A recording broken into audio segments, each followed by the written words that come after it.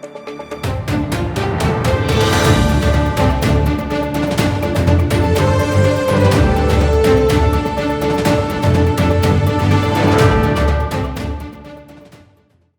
Sir, good afternoon. बहुत बहुत शुक्रिया, थैंक यू वेरी मच आज फाउंडर इंडिया को समय देने के लिए। आशीष अंदानी इंदिरा सिक्योरिटी से वो भी मेरे साथ जुड़ रहे हैं, उनसे भी बातचीत करेंगे। लेकिन गुरुबख्श सर, मैं एक बहुत बेसिक एक आउटलुक आपसे जानना चाहता हूँ। एक तो देखो, कोरोना वायरस सबके लिए खराब रहा, ऑफ कोर्स आपके लिए तो बहुत ज्यादा खराब रहा। सबने कहा कि अगर किसी सेक्टर को सबसे ज्यादा मार पड़ी होती होटल इंडस्ट्री और ट्रैवल एंड टूरिज्म को। अभी हम कहाँ पे स्टैंड कर रहे हैं सर, कितना नुकसान हमको हुआ है और हमारी पोजीशन क्या है अभी, हम कितने बाउंस बैक के लिए तैयार हैं? अगर कोई स्टेट गवर्नमेंट या सेंट्रल गवर्नमेंट ये कहती है कि आप होटल खोलिए, आप कामकाज शुरू कीजिए, थोड़ा सैनिटाइजेशन का ध्यान रखिए, प्रोसेस आप शुरू करो, हम कहाँ पे खड़े हैं और इसका कितना बेनिफिट हमको मिलेगा सर? जी, बहुत बहुत शुक्रिया कालरा सर, मुझे इनवाइट करने के लिए इस फोरम में। Thank you sir. Thank you very much. जैसे कि आपने कहा, बिल्कुल सही कहा कि ये सेक्टर है हॉस्पिटैलिटी एंड टूरिज्म, ये सबसे ज़्यादा हिट है। मैं कहूँगा हॉस्पिटैलिटी एंड टूरिज्म जो एक दूसरे के ऊपर डिपेंडेंट है, इसलिए जब तक टूरिज्म शुरू नहीं होगा या ट्रैवल शुरू नहीं होगा तब तक हॉस्पिटैलिटी का कोई मायना नहीं रहता। अभी इस वक्त ये पोजीशन है कि 5 महीने हो गए हैं लॉकडाउन होके और कोई भी रेवेन्यू स्ट्रीम नहीं है, और जो होटल जिनके पास थोड़े बहुत फंड्स रहते हैं, वर्किंग कैपिटल कह लीजिए या टर्न बैक कैपिटल कह लीजिए, वो सब खर्च हो चुका है। कोई भी ना यूनियन गवर्नमेंट और ना ही महाराष्ट्र गवर्नमेंट या कोई भी अलग स्टेट गवर्नमेंट ने अभी तक स्टिमुलस पैकेज दिया है। जी हाँ, आश्वासन तो बहुत मिले हैं और वर्बल जो कहते हैं उसे रिप्रीव बहुत मिला है, लेकिन बातों का वक्त चला, अब नहीं रहा, अब कुछ ना कुछ करने की आवश्यकता है। तो हमारे जो सेक्टर है वो काफी रेजिलिएंट है।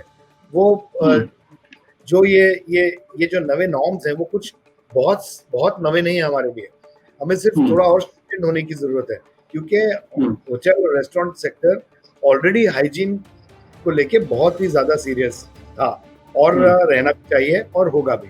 अभी जब तक कोरोना की बात है तो ये थोड़े बहुत ज्यादा नॉर्म्स आ गए हैं जो दे आर एब्सोल्युटली वेलकम। हम भी नहीं चाहते, क्योंकि हम भी अपने व्यवसाय में खुद वहाँ रहते हैं, तो हम भी नहीं चाहते कि हमारे स्टाफ को या हमें या हमारे गेस्ट को इन्फेक्शन हो।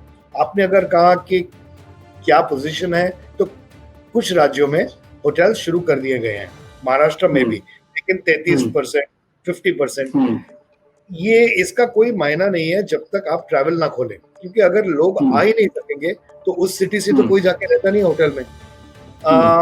कई ऐसे राज्य हैं जिन्होंने होटल्स खोल दिए हैं और रेस्टोरेंट्स नहीं खोले हैं, तो इसका भी समझ में नहीं आता है हमें, क्योंकि जो आदमी अगर होटल में रहने आएगा तो वो खाना तो कहीं ना कहीं खाएगा, या रेस्टोरेंट का व्यवसाय लोकल पब्लिक से भी चलता है। तो मेरे हिसाब से ये बहुत जल्द खोल देना चाहिए था। इन्हें आपको रिस्ट्रिक्ट करना ही नहीं चाहिए। जब आपने एयरलाइंस खोल दिए हैं और आप जानते हैं कि एयरलाइन में कोई सोशल डिस्टेंसिंग नहीं है, आप बिल्कुल कुछ इंच अपने पार्टनर के साथ बैठते हैं जिसे आप जानते भी नहीं 3-4 घंटों के लिए, तो होटल्स और रेस्टोरेंट का तो मायना ही नहीं है। होटल्स तो अपने रूम में बिल्कुल ही सोशली डिस्टेंट और सेफ है, और रेस्टोरेंट में 1 मीटर का अगर या 3 या 4 फुट का अगर जो बैरियर बनाया जाए तो वो भी सेफ है। अब लॉस अगर आप कहें कि सिर्फ अनुमान लगाया जा सकता है, क्योंकि जब तक शुरू नहीं होगा तब तक रोज लॉस बढ़ रहे हैं। इस वक्त तक 1,80,000 करोड़ का हॉस्पिटैलिटी और टूरिज्म का हॉस्पिटैलिटी का जो लॉस है वो हम एस्टिमेट करते हैं in India only on hotels and restaurants. ठीक है, मैं कॉलेज सर 2 क्वेश्चन आपसे बहुत स्पेसिफिक पता करना चाहता हूँ, शायद ये बिल्कुल हार्डकोर जर्नलिस्ट वाले क्वेश्चन्स ही हैं, मैं वही पूछ रहा हूँ।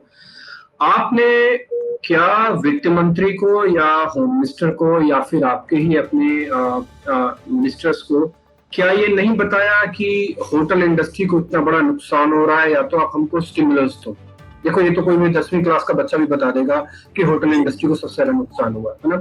या तो आप स्टिमुलस दो, या तो आपका मॉनिटरियम हमारा ठीक ठाक करो, या तो तीसरी चीज ये है कि जैसे आप खुद बता रहे हो कि होटल के रूम के अंदर गेस्ट आएगा तो अपने आप में सेपरेटेड है, और हम थोड़ी चाहेंगे कि हमारे गेस्ट को आके कोरोना हो रहे। हम तो हॉस्पिटैलिटी के बिजनेस के अंदर है, आपसे अगर ध्यान तो हम ही रखेंगे क्योंकि हमारा तो नेचर ही हॉस्पिटैलिटी है, क्योंकि आप तो होटल के बिजनेस में हो।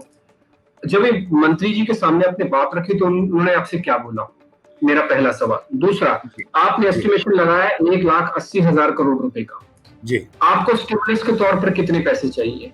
क्या 30%, 40%, 10%, 20%, कितना? मॉनिटरिंग को लेकर आपका क्या स्टैंड है?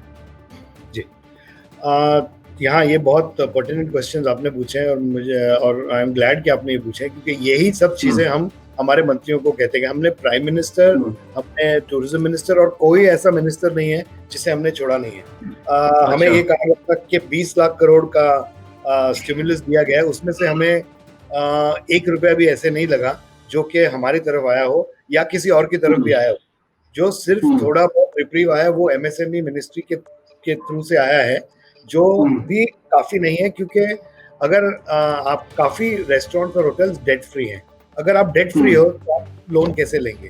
तो ये बहुत बड़ी एक कैच 22 सिचुएशन। आपने कहा कि हमने मोर देन 140 रिप्रेजेंटेशंस किए हैं सब मिनिस्टर्स को। कईयों के जवाब भी नहीं आए, और कईयों के पीछे हम हाथ धो के पड़ गए। तो उन्होंने हमें जो पॉलिटिशियंस का यूजुअल जरिया होता है, कह देता है कि हम आपसे सहमत हैं, हमको पता है कि आप बहुत पीड़ित हैं और हम जरूर कुछ करेंगे, हम नंबर 1 को, नंबर 2 को जरूर जाके ये मैसेज देंगे, लेकिन हमें कुछ मैसेज अब तक आया नहीं है। मैं भी बहुत आश्चर्यचकित हूँ कि क्या गवर्नमेंट को साफ नहीं दिख रहा कि ये व्यवसाय डूब रहा है? क्या गवर्नमेंट को उनकी रेवेन्यू नहीं दिख रही कि जो इंडस्ट्री 10% GDP को कंट्रीब्यूट करती है, 12.5% लेबर को कंट्रीब्यूट करती है, क्या उन्हें नहीं पता चल रहा कि इसके खराब होने से या इसके बीमार होने से ये आंकड़े नीचे जाएंगे? तो ये हमने सारे आंकड़े दिए हैं, हमने सब कुछ गवर्नमेंट से किया है, अब हम सिर्फ वेट एंड वॉच की स्थिति में है। तीसरा आपने पूछा कि कितना स्टिमुलस। तो देखिए, हमने ना सिर्फ, पहले मैं ये बता दूं कि हमने सिर्फ इश्यूज नहीं बताए गवर्नमेंट को, हमने सोल्यूशन भी बताए कि ये इशू है और ये सोल्यूशन है, और इससे ना आपका नुकसान है और ना हमारा नुकसान है, तो उस पर भी गौर किया जाए। तो क्योंकि देखिए, अब हर एक सेक्टर पीड़ित है, मैं नहीं कह सकता हूँ कि सिर्फ हमारा पीड़ित है, तो सबको प्रॉब्लम्स है। तो काम तब बनेगा जब हम गवर्नमेंट को ये बताएं कि इस तरीके से ये सॉल्व हो सकता है। और हमें कुछ नहीं चाहिए, हमें चाहिए कि आप हमारे जो लाइसेंसेस हैं, जो हम यूज नहीं कर पाए 5 महीने से या 6 महीने से, या जब तक शुरू नहीं हो जाए, उनका चार्ज आप प्रो रेटा मत कीजिए। हम नहीं कहते कि आप पूरा लाइसेंस फीस हटा दीजिए, जो 1 साल की लाइसेंस फीस है आप 4 महीने का उसमें से कम कर दीजिए, बाकी हम देने के लिए तैयार है। क्योंकि जिस चीज के लिए लाइसेंस दिया गया है, अगर हम उस चीज के लिए नहीं उस व्यवसाय को वापर सके तो कोई मतलब ही नहीं होता। ये कोई मतलब कोई रॉकेट साइंस नहीं है।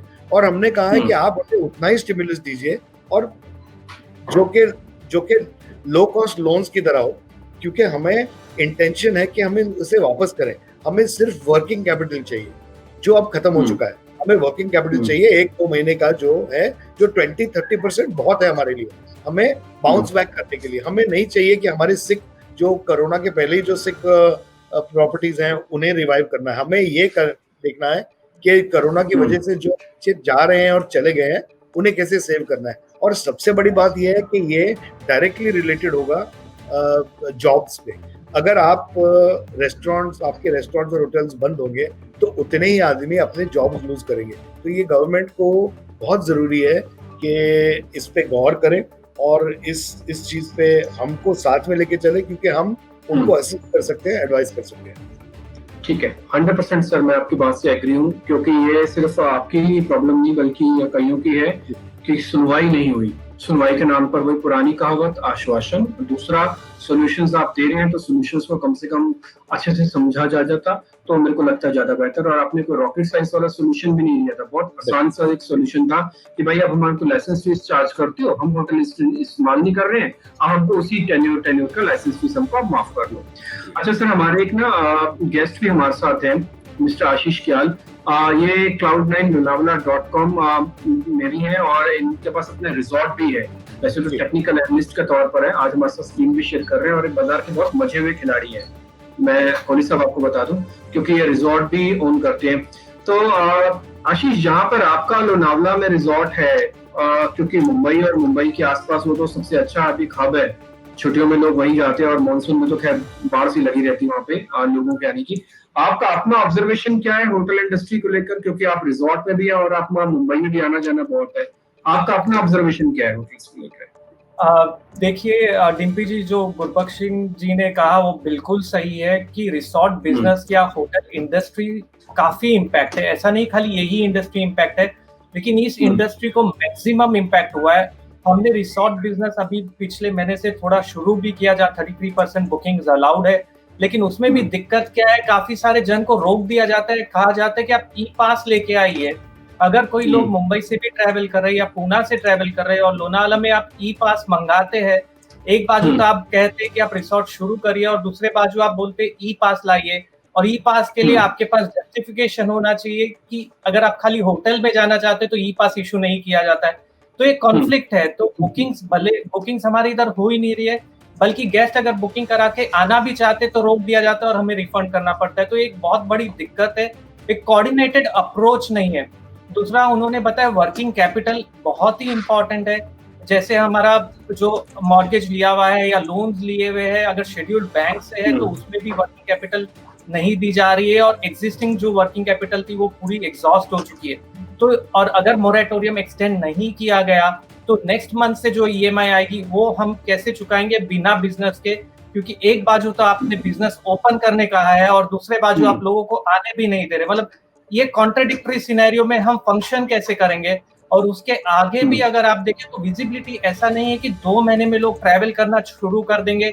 एक डर का माहौल रहेगा जब तक कोविड खत्म नहीं होगा। तो ये डर के माहौल में फंक्शन करना बहुत मुश्किल हो जाता है। और डिम्पी जी, मेंटेनेंस जो रिसोर्ट बिजनेस में होता है, एक होटल बिल्डिंग में भी उतना मेंटेनेंस नहीं होता जितना रिसोर्ट बिजनेस में होता है। और आप मानेंगे नहीं, लोनावाला जैसे क्षेत्र में जो इतना करीब है मुंबई के, आधा टाइम लाइट नहीं रहती। जब साइक्लोन आया था उसके बाद 1 महीने तक वहां पर लाइट नहीं थी, हमने जनरेटर से काम चलाया, पानी नहीं था, हमने बोरिंग से काम चलाया। मतलब इस तरीके की दिक्कतें फेस होती है। आप रिमोट प्लेस, और लोनावाला आज की तारीख में एक सेंट्रल प्लेस है जो पूना और मुंबई के बीच में है, बहुत रिमोट एरिया भी नहीं है। अगर वहां पर भी ऐसी दिक्कतें आ रही है तो हम फंक्शन कैसे करेंगे, उसकी कोई क्लैरिटी नहीं है, काफी दबाव बना हुआ है। और गुरबख्श सिंह जी जैसे अप्रोच कर रहे, अभी तक आश्वासन मिला है कि हम इस पे कुछ वर्कआउट करेंगे, लेकिन अभी तक कोई भी एक पैसे का काम हमारे इधर तो होता हुआ नजर नहीं आ रहा है। तो किस तरीके से होगा वो हमें पता नहीं है फिलहाल।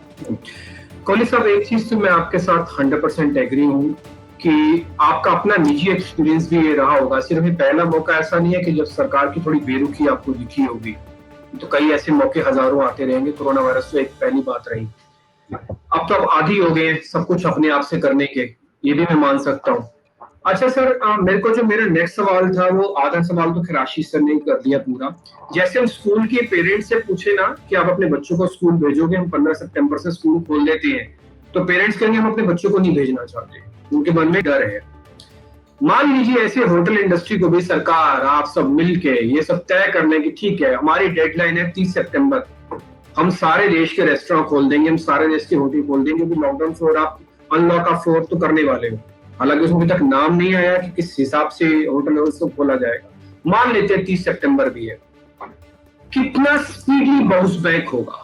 ये बाउंस बैक कितना होगा? मैं अगर परसेंटेज में आपसे पूछूं तो आप मेरे को बता पाए तो मेरे को ज्यादा अच्छा लगेगा। देखिए, बाउंस बैक यहाँ पर हम होटल्स और रेस्टोरेंट्स को देख रहे हैं। जैसे कि आशीष जी ने कहा, बाउंस बैक जो रिजॉर्ट सेक्टर में होगा वो थोड़ा जल्द होगा। इसका मतलब नहीं कि पूरा होगा, मैं थोड़ा जल्द, मैं कंपैरेटिवली कह रहा हूँ। आप ये पकड़ लीजिए कि रेस्टोरेंट के होटल्स को अभी तक, क्योंकि कंज्यूमर कॉन्फिडेंस काफी लो है, ट्रैवल खुले नहीं है, ट्रेन्स खुली नहीं है, ये कम से कम मेरे हिसाब से और एसोसिएशन के हिसाब से ये कम से कम 8 महीने से लेके 1 साल तक ये मिनिमम ये हिट लगेगा। और अगर आप रेस्टोरेंट्स की कहें तो बाउंस बैक थोड़ा जल्दी होगा, लेकिन वो डिपेंड करता है सरकार पे, वो कितना परसेंट खोलते हैं। यहाँ पर क्या हमने देखा है कि हमारी सरकारें जो है वो रिस्ट्रिक्शंस लागू करने में एक नंबर है, लेकिन उन्हीं रिस्ट्रिक्शंस को निकालने में हम हमारे जूतों के सोल्स घिस जाते हैं उन्हें वापस करवाने में। और दूसरा, स्टेट और यूनियन गवर्नमेंट के बीच में डिस्कनेक्ट। यूनियन गवर्नमेंट ने कह दिया कि जी आप खोल दीजिए, लेकिन अब स्टेट गवर्नमेंट्स नहीं खोलेंगी, अब महाराष्ट्र नहीं खोलेगा। और महाराष्ट्र के अंदर जैसे कि लोनावला है, जैसे कि लोनावला में छोटे छोटे गांव हैं, वहां के सरपंच ये एक दूसरा ग्रुप है जो अगर स्टेट गवर्नमेंट भी कह दे खोल दें तो वहां के कलेक्टर वहां के सरपंच नहीं खोलने देते। लोनावला का एग्जाम्पल ले लीजिए, आप महाबलेश्वर का एग्जाम्पल ले लीजिए, आप जो लवासा का एग्जाम्पल ले लीजिए। यहाँ पर ये 3 ऐसे हिल स्टेशन हैं जो कि सैटरडे और संडे को अगर आपने प्रायर बुकिंग नहीं की तो आपको जगह नहीं मिलेगी गारंटी। लेकिन आज ये बात है, जैसे कि आशीष जी ने कहा कि गवर्नमेंट ने कह दिया चाहिए, लेकिन फिर दूसरी एजेंसी ने कहा जी ई पास लेके आइए। ई पास को आप अगर अप्लाई करने जाते हैं तो ई पास का हफ्ता लगता है जाने को, आपको ई पास मिलने को मिलता है, नहीं मिलता है, रिजेक्ट होता है। तो ये बहुत सारी कंफ्यूजन है। आई थिंक ये सब एजेंसीज को साथ में मिलकर काम करना चाहिए तो ही होगा। अगर आप परसेंटेज की पूछें तो मेरे हिसाब से अभी तक जो रेस्टोरेंट्स जो होटल्स खोले हैं महाराष्ट्र में, उन्हें हमें सिर्फ सिंगल डिजिट ऑक्यूपेंसी मिली है। क्योंकि अगर कोई पूना से आ रहा है या कोई समझो मुंबई की बात करें तो कोई पूना से आ रहा है या कोई नासिक से आ रहा है, वही रह रहे हैं। अभी तक दिल्ली वालों में या आउट ऑफ स्टेट वालों में इतना कॉन्फिडेंस नहीं है कि हम ट्रैवल करें।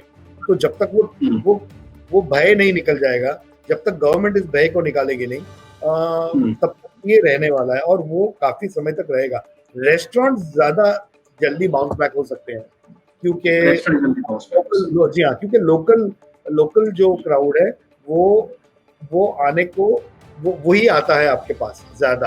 रेस्टोरेंट में आप रिस्ट्रिक्शंस डालेंगे, आप 9 बजे जी बंद कर दीजिए, तो कोई मतलब नहीं है, क्योंकि जो बिजनेस है वो डिनर बिजनेस है। 80% जो बिजनेस ऑफ रेस्टोरेंट है वो डिनर बिजनेस है।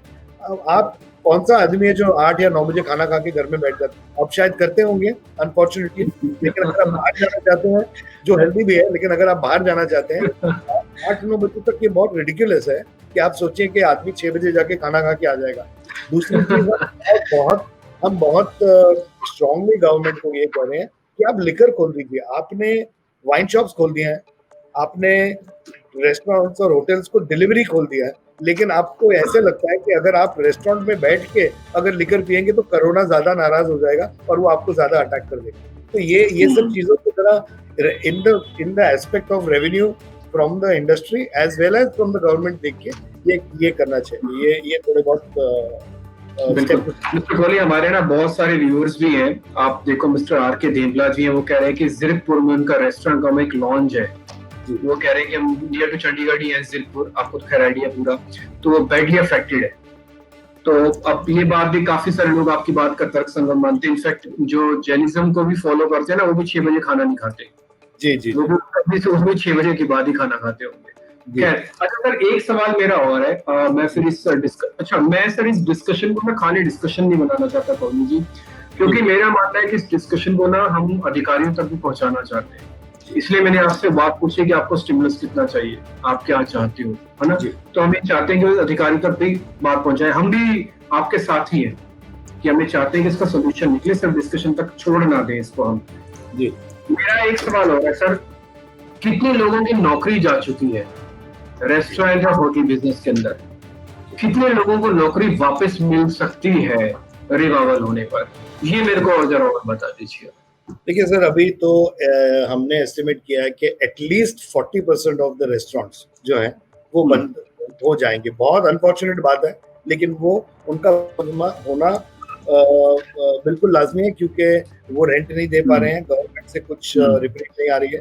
तो और अगर आप खोलेंगे व्यवसाय, समझिए कि होटल्स के लिए अगर आपने कहा है कि आप 33% खोलें, तो आप नहीं एक्सपेक्ट कर सकते हैं कि मैं 100% स्टाफ को लेके खोलूंगा, स्टाफ भी उतना ही कम होगा। तो जैसे कि मैंने पहले भी कहा था कि ये डायरेक्टली एम्प्लॉयमेंट को इफेक्ट करेगा।